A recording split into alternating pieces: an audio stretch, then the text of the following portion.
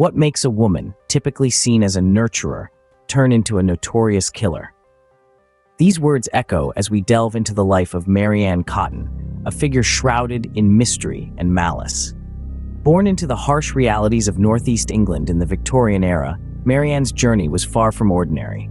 She stepped into matrimony, a beacon of hope in an otherwise bleak existence.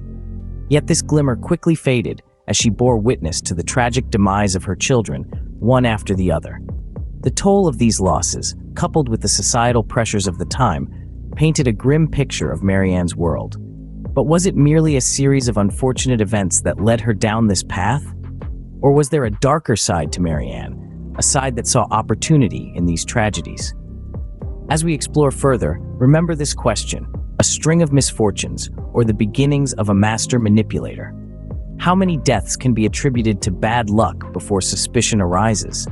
A question that would soon haunt the quiet corners of Northeast England. As Marianne Cotton, a seemingly harmless Victorian-era woman, moved from one marriage to another, a chilling pattern began to surface.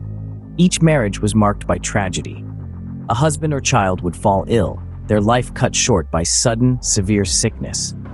The symptoms were similar each time: stomach pains, fevers, and distressing convulsions, telltale signs of arsenic poisoning. But in an era where disease was rampant and medical knowledge was limited, these deaths were initially chalked up to unfortunate coincidence. The pattern did not stop at the graveyards. Following each death, Marianne would collect insurance payouts, providing her a financial windfall time and time again. The regularity of these payouts painted a sinister picture. A deadly pattern emerges, and with it, a cloud of suspicion. When does suspicion turn into action, and who will have the courage to act? As whispers of death followed Marianne Cotton, one man, Thomas Riley, dared to connect the dots. His investigation painted a grim picture: a series of untimely deaths, each followed by an insurance payout. The common thread? Marianne Cotton. As the evidence piled up, the unthinkable became undeniable. Marianne was arrested, thrusting the quiet Northeast England town into the national spotlight. The trial was a spectacle, the courtroom packed with spectators eager to catch a glimpse of the alleged Black Widow.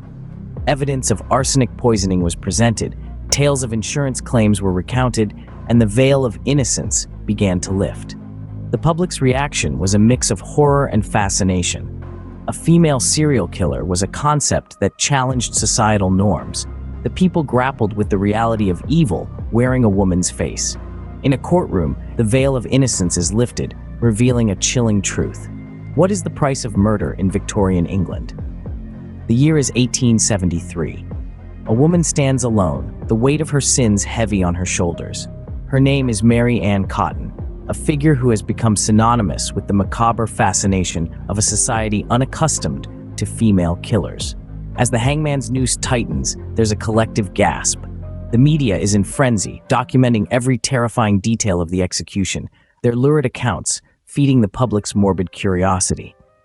In the newspapers, in the taverns, in the quiet murmurs on the streets, one question echoes: how could a woman, a mother, commit such heinous acts? The idea challenges the deeply ingrained Victorian ideals of femininity and motherhood. Yet, amid the horror, there's a grudging acknowledgement of the role that early forensic science played in unmasking Cotton's dark deeds. In the face of death, the dark legacy of Marianne Cotton is cemented. How does society grapple with the reality of a female serial killer? Marianne Cotton's crimes sent shockwaves through the Victorian era, shattering the image of the dutiful, nurturing woman. The notion of a lady, a mother, as a cold-blooded murderer was unthinkable. Her case challenged the societal norms, forcing many to question their perception of women and the roles they could play, even in the darkest corners of humanity. Furthermore, her case sparked an era of change in the field of forensic science. It was the arsenic, a common household item, that led to her downfall. The meticulous investigation and the use of forensic toxicology in her trial set a precedent. It highlighted the importance of scientific methods in crime detection, paving the way for modern-day forensics.